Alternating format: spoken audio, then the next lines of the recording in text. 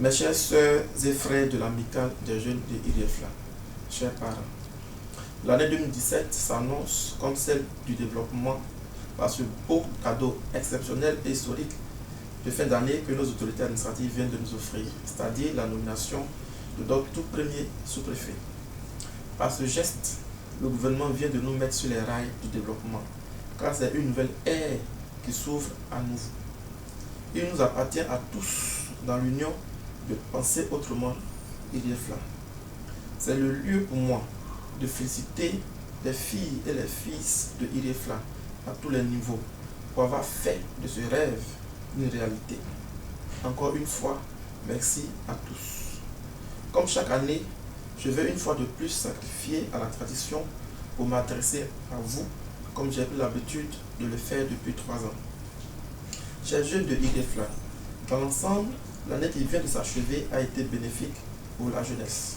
Je remercie Dieu pour cette faveur et le prix pour que durant cette nouvelle année de 2017, la situation des jeunes de IREFLA s'améliore de plus en plus. L'année 2016 a permis à ton amicale, l'AJ, d'affirmer son ambition de non seulement rassembler toutes les filles et tous les fils de IREFLA autour d'un idéal commun de développement et d'émancipation de la jeunesse, mais de pouvoir aussi organiser certaines de ces activités projetées, notamment la tenue mensuelle des réunions à Adjamé, la remise de présents aux meilleurs des élèves du village, l'élaboration des projets à réaliser par les différentes cellules sectorielles mises en place. Tout ceci pour demain voir notre très cher village et sa population émerger. Cette émergence doit se traduire d'une part en amélioration des conditions de vie de nos parents et l'éclosion d'une classe de population lettrée, voire intellectuelle, et d'autre part par l'autonomisation financière des jeunes.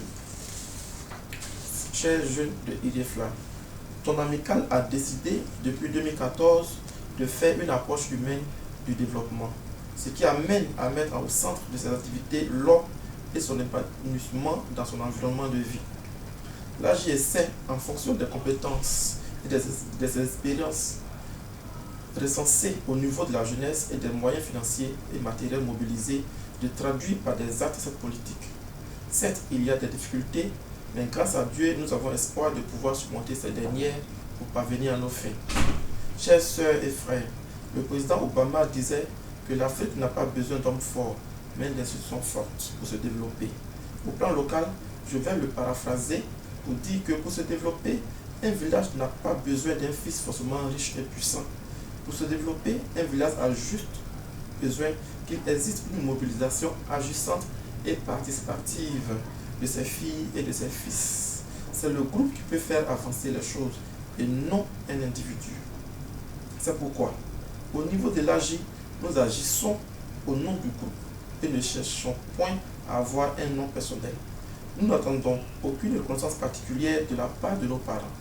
Ce que nous cherchons, c'est bel et bien la satisfaction profonde de savoir que nous avons pu tracer les sillons du développement du village et l'émancipation de sa jeunesse.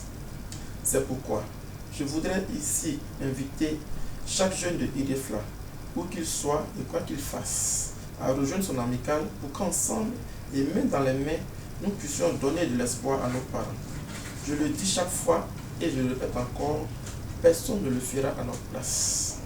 C'est à nous, filles et fils de IREFLA, de définir ce que nous voulons pour nous-mêmes et pour notre cher village.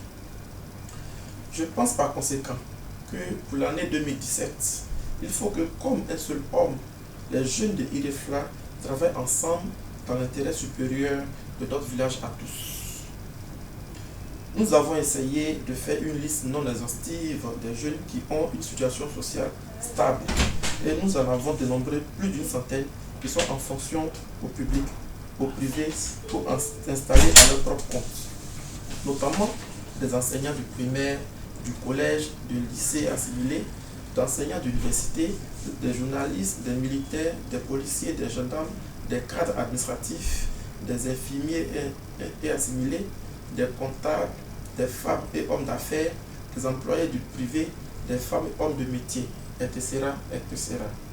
Si tout ce beau monde s'unit autour d'un idéal commun, Idefla fera parler de lui encore plus d'ici quelques années.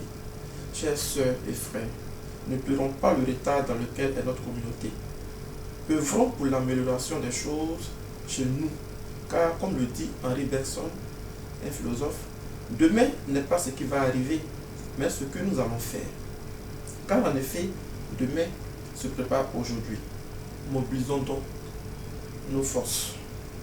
Chers sœurs et frères de l'AJ, avant de clore mon propos, je voudrais souhaiter à chacun et à tous des vœux de bonheur, de prospérité et de santé.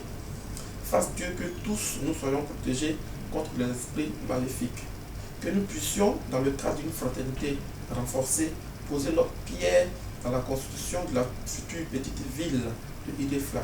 Rêvons grand pour notre village en posant les petits pas qui vont nous permettre d'y parvenir.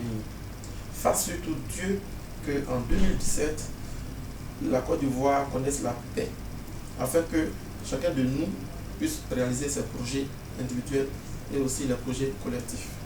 Bonne année à toutes et à tous, bureau de l'AJ Traye Bidjo.